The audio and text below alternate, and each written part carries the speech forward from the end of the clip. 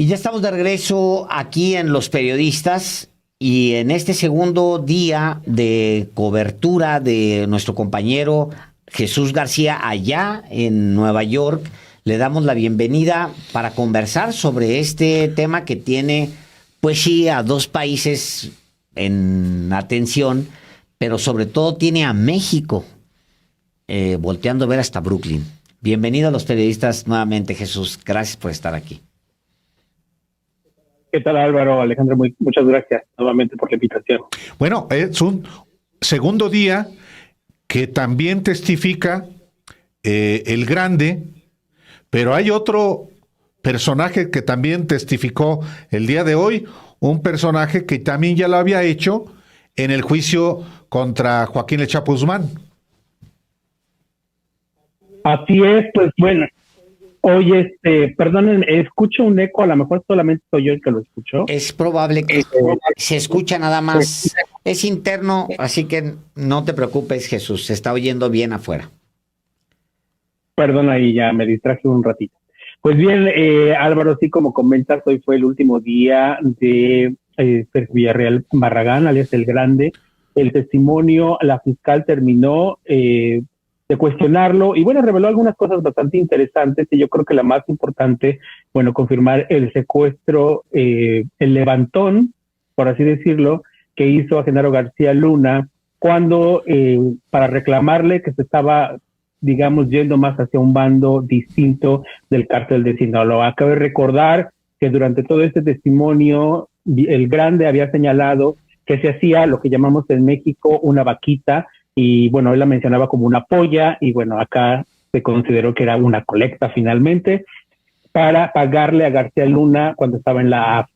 Y lo que yo les decía también el otro día, finalmente la fiscal hizo esa conexión importante de la transición de la AFI a la Secretaría de Seguridad Pública, ya como Seguridad Pública, y el secretario, cuando ya era secretario en el gobierno de Felipe Calderón, que era una parte fundamental, porque bueno, varias de las acusaciones y señalamientos tienen que ver con ese periodo principalmente.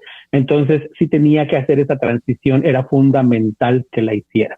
Pero El Grande pues establece esta crónica de cómo finalmente García Luna, cuando se convierte en secretario de Seguridad Pública, comienza a distanciarse del grupo de Arturo Beltrán Leiva, de los Leiva, y empieza, digamos, a atender un poco más a El Chapo, a Ismael El Mayo Zambada y a ese grupo principalmente. Eso evidentemente molesta a Arturo Beltrán Leiva y pues por eso este levantón que habíamos, yo cuando estaba en México trabajando, me acuerdo que había trascendido justamente esta desaparición durante varias horas del secretario de Seguridad Pública, que no sabía dónde estaba, etcétera, pero yo no tenía como la conexión como tal. Algún otro periodista había mencionado que algo así había ocurrido, pero digamos, escucharlo en una corte abierta, con un testigo protegido, cooperante en un juicio en particular, pues le da una dimensión completamente distinta. Digamos que se integra de manera oficial a la historia, por así decirlo. Me parece que eso es sustancial. Entonces, él señala que le dice el levantón, él no lo vio, El Grande reconoce que él no estuvo ahí, pero que uno del propio Arturo le contó que eso había ocurrido y que lo había llevado a una casa de seguridad justamente en Morelos y que después El Grande fue a esa casa de seguridad y en un rincón vio un montón de cartuchos y en ese montón de cartuchos preguntaba de quién era, porque estaban ahí. Decían, son los de las escoltas de García Luna y se los quitamos antes de que pues lo soltáramos. Y obviamente no pudieron hacer nada. Pero al final, en ese levantón pues no sirvió de mucho porque García Luna decía que él no estaba, digamos, con ningún bando ni otro, según le había afirmado. Sin embargo, las acciones de la Policía Federal, del gobierno federal, estaban muy en contra del grupo de los Beltrán Leiva. Y entonces, evidentemente, eso tenía muy molesto a Arturo y generó ya un rompimiento. Pero según El Grande, le seguían pagando durante todo este proceso. Un elemento que llamó la atención y ya estableció es que los pagos se fueron incrementando, porque una de las cosas que señalaban es que, bueno, primero le pagaban y le llegaron a pagar mensualmente alrededor de $3 millones, aunque dice que no sabía si eran las cantidades exactas. Entonces, pues ese pago se mantuvo durante varios firmas, que bueno, esto ocurrió hasta que él supo que hasta que finalmente Arturo fue, pues pasó lo que pasó con él, ¿no? Ya sabemos. Entonces, digamos que esa es como la parte sustancial. Intentaron cooptar nuevamente a este grupo, pero ya estaba apoyando este grupo a el Chapo Guzmán y a Ismael el Mayo Zambada principalmente. A lo mejor es una pregunta que tendría que esperar todavía algunos días, pero en Estados Unidos se ha tenido siempre la impresión, o durante un largo periodo, se tuvo la impresión de que Felipe Calderón había sido un hombre muy valiente y sus hombres habían llevado a cabo una batalla valiente contra el crimen organizado. Y ahora esto. Mi pregunta, Jesús, es, ¿tú crees que esto ayude a las autoridades de Estados Unidos a reevaluar un sexenio que fue atroz y que se sigue considerando atroz aquí en México? ¿Reevaluar en qué sentido? Que pueda... ¿En darse cuenta de qué se trató? No, yo creo que ya se dieron cuenta, o sea, de hecho, parte de este juicio es eso. Recordemos algo, y esto es de las cosas que se han estado trascendiendo y que platicamos mucho en pasillos, periodistas y con lo que hemos logrado cada uno con nuestras fuentes. Finalmente, las autoridades estadounidenses estaban esperando tener elementos suficientes para acusar a García Luna y perseguirlo y tratar, como lo hicieron con el Chapo, de acorralarlo de la misma forma. Es decir, había elementos, y esta historia que es lamentable, que es decir, mucha gente ya sabía que eso estaba pasando, había muchas alertas, sin embargo, nada pasaba. Pero yo creo que aquí esto es fundamental. Muchas veces, porque esa misma pregunta, fíjate que me hicieron con el juicio del Chapo, ¿por qué se tardaron tantos años en perseguir al Chapo Guzmán y sentenciarlo a cadena perpetua? Son 30 años. Pues sí, son 30 años, pero al Chapo Guzmán las acusaciones no eran por conspiración solamente, era por traficar, tenían que demostrar físicamente con documentos y conectar que traficaba. Entonces, hay una investigación muy amplia y hasta que los fiscales no tienen como todos los elementos, no pueden como decir, ahora sí, nos vamos a proceso. Y fue exactamente lo que pasó con García Luna. Aunque tuvieran elementos, tenían ciertos elementos, no podían abrir o señalar que estaba bajo investigación. Recordemos que durante el juicio del Chapo Guzmán se mencionó a García Luna que había recibido alrededor de $5 millones de parte de el Rey Zambada.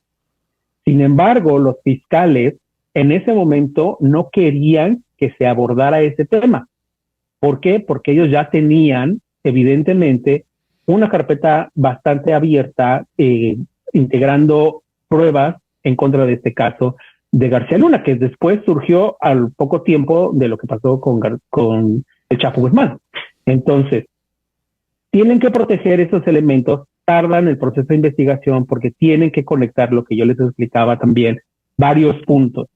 En este caso, el proceso con García Luna está muy fundamentado en los cooperantes, pero yo insisto, yo no creo que los fiscales solamente tengan cooperantes. Yo creo que si hay algunos elementos que les va a poder permitir conectar los puntos justamente que ya ha establecido Sergio Villarreal Barragán. Me preguntan, ¿por qué creen que Barragán fue el primero en rendir testimonio? Bueno, simplemente porque le funciona a la fiscalía para establecer el caso. Con esto que ha dicho él, establece y empieza a conectar todos los puntos, abrió ya las vetas suficientes para los siguientes testigos. Entonces, eso yo creo que me parece fundamental entenderlo y creo que evidentemente las autoridades estadounidenses están muy claras de cómo funcionó lamentablemente la Policía Federal Mexicana durante este periodo que fue secretario de Seguridad Pública y sin hablar todavía de lo que ocurrió cuando fue director de la AFI, que es finalmente cuando permitió el crecimiento y el Grande lo señala así, fue cuando más crecimos. El cártel de Sinaloa se volvió realmente lo que es durante ese periodo y durante el periodo del gobierno del presidente Felipe Calderón. Tristemente así es. Ahora sigue siendo poderoso, pero evidentemente la raíz viene de ahí. Entonces, la forma en que las autoridades estadounidenses están replanteando la lucha contra el narcotráfico, pues tiene una perspectiva distinta porque obviamente también hay otro presidente. Y bueno, de eso no vamos a ahondar porque también de eso tengo muchas cosas para abordar, pero enfocándonos al juicio, creo que ya está replanteándose, reevaluándose cómo es la lucha contra el narcotráfico en México y por justamente a raíz de lo que ocurrió durante este periodo que está haciendo, que ya ha sido investigado, en particular pues con quien lideró este llamado superpolicía con su organización o presunta organización criminal, porque hasta el momento hay que guardar las formas, presunta organización criminal, hasta que no sea como tal, que están lanzando desde la Fiscalía en Nueva York. Por supuesto que el juicio es contra Genaro García Luna, pero de manera periférica aparecen pues otros superpolicías del entorno de García Luna y del gobierno de Felipe Calderón, que vienen también del gobierno de Vicente Fox y de la AFI. De la misma manera que aparecen pues otros elementos de cómo inclusive había un doble juego o cómo actuaba Genaro García Luna y los suyos respecto a dos facciones del propio cártel de Sinaloa, y que no sé si específicamente se detalló en el testimonio del Grande hoy cómo la detención del Mochomo, el hermano menor de los Beltrán Leiva, la detención por parte del ejército, digamos, revelaba que García Luna ya estaba trabajando para uno y para otro. En efecto, perdón, me iba a salir una tos, pero se detuvo. En efecto, no, sí, menciona esta parte. La detención del Mochomo sí fue evidentemente un parteaguas, ya había ahí era clarísimo y fue parteaguas, la división completa del cártel Sinaloa, los Beltrán Leiva peleándose contra el Mayo Zambada y contra el Chapo Guzmán, evidentemente, y Arturo, que es el que tenía la relación directa y por cómo se establece esto de principio con García Luna, pues evidentemente lo toma como una tradición porque él creía que finalmente durante el periodo que él le pagaba solamente a García Luna, pues realmente era su aliado, ¿no? Cuando en realidad, pues por cómo se está estableciendo y los fiscales lo están dibujando, pues García Luna tenía un objetivo particular que es su propio enriquecimiento. No importaba de quién era y le convenía más estar en ese momento y al parecer con el Chapo Guzmán y con el Mayo Zambada que seguir con el grupo de los Beltrán Leiva. Y por eso estos operativos, porque no solamente era la detención, o sea, ya había habido operativos previos donde no se logró detener, por ejemplo, a la Barbie, se intentó entretener a la Barbie, pero no se pudo detener a la Barbie, donde se estaba incluso el Grande señala que un hermano suyo que viajaba de Estados Unidos a México, a él le informaron que, bueno, evidentemente estaba siendo perseguido y, bueno, también canceló un evento, hubo una confiscación de cocaína, etcétera, etcétera. Entonces, información cosas que ellos pudieron haber evitado con esta conexión que tenían con el gobierno ya no estaban ocurriendo como ocurrían antes y evidentemente había un cuestionamiento serio. También Luis Cárdenas Palomino ya no respondía al teléfono. Cuando hay esta transición de gobierno de la AFI a la Secretaría de Seguridad Pública, ya el secretario García Luna ya no respondía, digamos, directamente o tan fácilmente, se cuidaba más, según la descripción de Grande, y seguía haciendo la comunicación con Luis Cárdenas Palomino, pero incluso Cárdenas Palomino también empezó a dejar o respondía muy esporádicamente, lo que evidentemente desató todas las alertas. Pero evidentemente lo del Mochomo fue el quiebre completamente, donde vino, pues bueno, esta guerra que se desató entre los cárteles y los grupos criminales en México, cuyas consecuencias ya conocemos, y que yo insisto que sí, actualmente México sigue enfrentando esta problemática de inseguridad, de batallas entre cárteles, pero es una consecuencia completamente de cómo la corrupción de ese momento, que es la que está justamente ahorita bajo juicio, desató y permitió. Es decir, yo no estoy metiendo las manos al fuego por nadie, pero lo que a mí me manda de lectura es eso. Lo que estamos viendo ahora del crimen organizado empoderado tiene mucha consecuencia con ello, porque durante el gobierno de Enrique Peña Nieto no es que cambiaran mucho las cosas en cuanto a la forma de manejar el crimen organizado, y no es que se movilizaran muchos de los elementos malos o corruptos del gobierno. Entonces, sí hay una situación complicada que es difícil desmarañar tan fácilmente. Y volviendo a esta pregunta que decía Alejandro, o sea, sí, Estados Unidos se da cuenta también parte de eso, y hay que cambiar la estrategia que tiene sobre México, ¿no? Ahí, evidentemente, Jesús, la presa más importante es Felipe Calderón Hinojosa.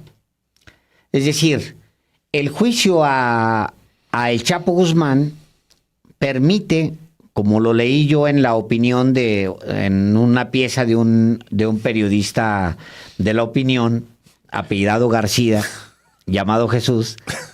No, bromeo, pero tal cual el juicio del Chapo permite pues a las autoridades abrir el filón o irse hacia Genaro García Luna, aunque había ya investigaciones, digamos, de la DEA en su momento, pero que nunca prosperaron.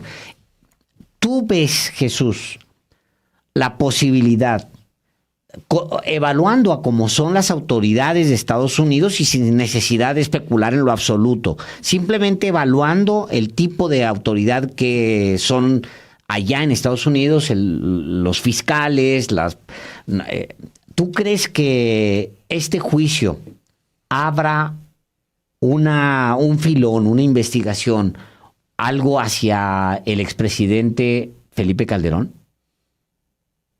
Mira, de facto, con todos los elementos hasta el momento, yo te voy a invitar mejor que me hagas esta pregunta en 2 semanas. Correcto. Cuando me dan un adelanto de cómo se van dando y presentando las pruebas. ¿Por qué en 2 semanas? Porque hasta este momento no hay, o sea, estamos en una parte primaria, muy primaria del proceso. Han establecido solo la base sobre la cual empezarán a apuntalar, a despuntar otros elementos del juicio. Me preguntan, oye, pero es que Felipe Calderón se fue a España porque evidentemente lo van a señalar en el juicio y entonces lo van a perseguir. Sí, podemos hacer muchas teorías y yo personalmente puedo decir, como lo publiqué en un artículo de opinión, porque un artículo de opinión decir, pues sí, o sea, es más difícil para Estados Unidos si decide perseguir a Felipe Calderón, extraditarlo de España que de México, porque aunque tiene un acuerdo con España de extradición, hay ciertos elementos que se tienen que conjugar con el gobierno de español sobre algún tipo de delito que hubiera cometido Felipe Calderón para poder extraditarlo. Para que pueda eso ocurrir, se necesita en la Corte revelar algo brutal, es decir, sabemos que el presidente Felipe Calderón lo sabía, no sé que un testigo lo abra así, se le dijo al presidente Felipe Calderón y se le enviaron pruebas. Hoy hay un elemento que me parece muy interesante. El abogado César de Castro volvió a cuestionar, y eso es cierto, volvió a cuestionar, no hay ninguna prueba real contra mi cliente. No veo ni un video, no veo ninguna grabación de audio, no veo ningún documento donde se le implique directamente con las acusaciones que se le señalan. Y tiene razón. Pero lo que señaló el grande fue, yo sé que hay grabaciones, pero yo nunca dije que las tenía. Yo sé que existen, porque César de Castro intentó acorralarlo diciéndole, oiga, pero sabemos que los líderes de los cárteles cuando se reúnen con funcionarios corruptos, pues los graban y les hacen videos, etcétera, etcétera. Dice, pues sí, yo sabía, yo nunca los vi, pero sí sabía que existían estas grabaciones. Entonces, abrir esa y dejar esa semilla de la duda, a mí me regresa a decir que los fiscales tienen algo más, que por eso el inicio del juicio, del proceso de las audiencias de presentación de pruebas, fue tan aburrido por parte del fiscal, porque decían, yo no voy a revelar ahorita nada, porque todo esto viene más adelante. La carnita, lo que yo les decía, en 2 semanas vamos a ir viendo cómo se dan las cosas, porque ahorita todavía tienen que establecer esta base, es lo que decía, mira, es como una pirámide invertida, por así decirlo, como en el periodismo cuando escribes una nota, ¿no? Esa es una pirámide invertida. Es muy similar en un proceso judicial, al menos aquí en los Estados Unidos y los que he cubierto. Entonces van desde lo más escandaloso, lo más grande y lo más general para ir bajando a los detalles. Correcto. Porque los detalles, y yo siempre he dicho, en los detalles está el diablo y es donde realmente está la parte técnica que va justamente a ayudar a los fiscales a convencer todavía más al jurado de lo que está ocurriendo. Y sobre todo, en caso de que tengan suficientes pruebas, protegerse jurídicamente de cualquier apelación por parte de la defensa. Esto es muy importante, porque el hecho de que solo el testimonio se utilice para sentenciar o acusar a una persona, declararla culpable, es muy cuestionable, pero los fiscales tienen que cuidar eso, porque justamente ese tipo de cosas puede abrir a las apelaciones y puede generar un problema para ellos, que es algo que, por ejemplo, se cuidaron mucho en la cuestión en el juicio del Chapo Guzmán. La apelación estaba muy complicada, aunque bueno, ahí es otra historia que ya platicaremos, pero sí tienen que cuidar mucho esos detalles. Yo quisiera preguntarte, Jesús García, periodista de La Opinión de Los Ángeles, que está dándole cobertura a este juicio de Genaro García Luna, como diste cobertura al juicio de Joaquín El Chapo Guzmán. Hoy se presenta también un segundo testigo, el futbolista, le dicen, Tirso Martínez Sánchez, un mexicano que también fue sentenciado por narcotráfico. ¿Y qué fue lo que aportó en este juicio a García Luna, Jesús? Hasta el momento no ha aportado realmente sustancial y es muy interesante, porque el fiscal Philip Pilmer se ha enfocado mucho a que el jurado entienda cómo el cártel de Sinaloa traficaba droga de México a los Estados Unidos. Y entonces este personaje, Tirso Martínez Sánchez, que es conocido como el futbolista, porque se supone que tenía equipos de fútbol en México, ¿no? Y tenía otros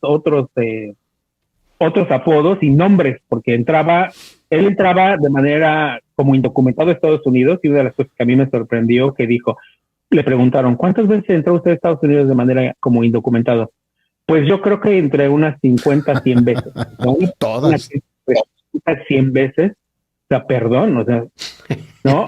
Y además no solo eso, tenía otros nombres y entró de manera legal, entre comillas, pero con un documento falso, con un falso pasaporte. Y lo reconoció también hoy en la corte. Pero bueno, él repitió muchas de las cosas que ya había dicho en el juicio del Chapo. Pero entonces, aquí una de las cosas interesantes es que el juez Brian Cogan va a tener que decidir una moción sobre si se desestima parte de su testimonio, porque el periodo que está marcando es muy amplio y que abarca de los años 90, 94, por así decirlo, hasta el 2003. Entonces, no entra dentro de la acusación o del periodo por el cual García Luna está enfrentando cargos en los Estados Unidos. Eso es un problema legal, sí puede ser un problema legal, técnicamente lo es, porque pues dices, ¿por qué me estás hablando de antes del 2000 si este señor no tenía nada que ver con eso antes del 2000? O sea, no hay, pero del 2000 al 2003 podría generar algo el día de mañana. Así es que a tu respuesta, Álvaro todavía no ha dicho nada. Hasta mañana, seguramente, si continúa el testimonio como está programado, diría algo de ese periodo o estaría enfocado en particular. Ahora, ¿qué es lo que estamos como creyendo que puede establecer? Porque una de las cosas que la Fiscalía quiere establecer con el jurado es que las acciones de García Luna de conspiración por el tráfico de drogas, y es importante señalar conspiración, no que él traficó la droga directamente, es que sus acciones, sus actos de corrupción hicieron que la droga llegara a ciudades como Los Ángeles, Chicago y Nueva York. Entonces, es importante, no porque el juicio sea en Nueva York, pero es importante por el mensaje que le manda al jurado, ¿no? Entonces, cuando eso se establezca, pues evidentemente ayudará solamente en ese sentido a la Fiscalía. Pero eso lo veríamos mañana, y mañana el juez decidirá si desestima una parte del testimonio o no. Una última pregunta de mi parte, Jesús, y agradeciéndote que después de un día tan largo estés aquí con la audiencia de los periodistas. Y el frillazo desde temprano, ¿no, Jesús? Allá en Nueva York. Sí, bueno, sí. Ya llevamos varios días, ya es la acumulación de los días, ya luego no siento. Claro. ¿Tú sientes que en la prensa estadounidense, ayer traían ya cobertura, hoy también traen cobertura? ¿Crees que la prensa estadounidense se está empezando ya a interesar en el caso García Luna, en el caso del gobierno de Felipe Calderón, en lo que ha sucedido en este periodo a partir de este juicio? ¿Sientes que le está entrando ya al menos curiosidad a la prensa estadounidense, que casi no voltea a ver al sur? Sí, está entrando un poco de curiosidad. Vimos periodistas hoy también, algunos periodistas, no los mismos, pero sí hay algunos que están cubriendo algunos medios aquí en Estados Unidos, y son medios importantes y con bastante influencia, lo cual me parece fenomenal, porque sí es necesario que Estados Unidos conozca, y yo mismo he estado citando en inglés y como que han empezado a entender que esto es muy importante, que este proceso es importante, porque una de las cosas que señalé también es que esto debería abrir la caja de Pandora también para entender que la corrupción no solamente existe en México, también existe en Estados Unidos, y los cárteles de la droga no podrían tener conexiones con grupos criminales en los Estados Unidos sin apoyo de autoridades locales, estatales o federales en los Estados Unidos, como operan los grupos criminales. O sea, no podrían tener esa facilidad para vender la droga. No operan de la misma forma, y obviamente el objetivo es distinto, porque lo que allá se hace, bueno, lo que aquí se hace es básicamente la venta, aunque algunos tienen pues pequeños laboratorios, pero no es lo mismo. Básicamente es la venta, la distribución de la droga y el lavado de dinero, que es el que se retorna a México, a Colombia y otros países.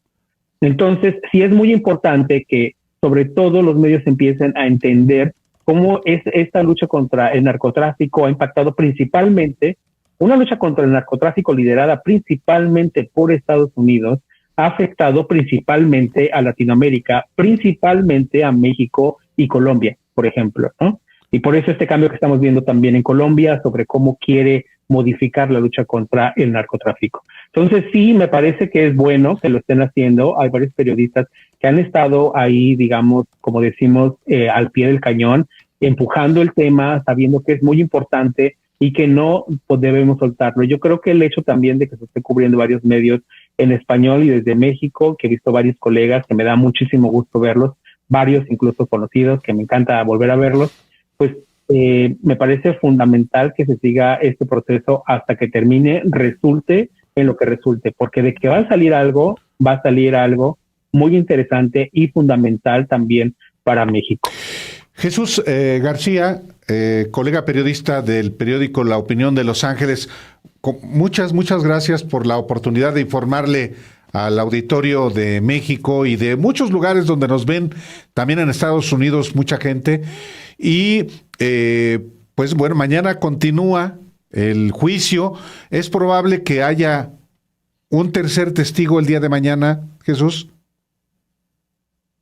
El día de mañana, pues mira, te voy a decir que es una posibilidad grande de que haya un testigo, por dos cosas. La primera, si el juez desestima parte del testimonio, entonces lo que hace la Fiscalía es centrarse rápidamente en lo que le resta del testimonio para centrar los años que comenté, sí, y después la defensa hace cuestionamiento. Eso podría llevarse hasta un poquito antes del corte del receso para el almuerzo, y después de eso podría llamarse a un testigo. Pero si no, si el juez Brian Cogan dice que no, que va a permitir el testimonio completo, entonces la fiscalía podría extenderse un poco y a lo mejor no. Pero mi impresión es que en la tarde sí puede haber por lo menos la presentación de un nuevo testigo, no necesariamente un líder del cártel. Recordemos que en este juicio hay muchos testigos que son también parte del gobierno de los Estados Unidos, de la DEA, y seguramente llamarán expertos para algún tipo de documento o pruebas que quieran explicar específicamente, o si van a presentar reportes de forenses de documentos o cosas así. Entonces, eso dependerá mucho cómo esté establecido. Muchísimas gracias. Y tú lo sabes, Jesús, esta es tu casa. Y si tienes oportunidad, posibilidad, pues seguimos en comunicación. Muchísimas gracias hoy. Un abrazo muy grande. Gracias. Buenas noches.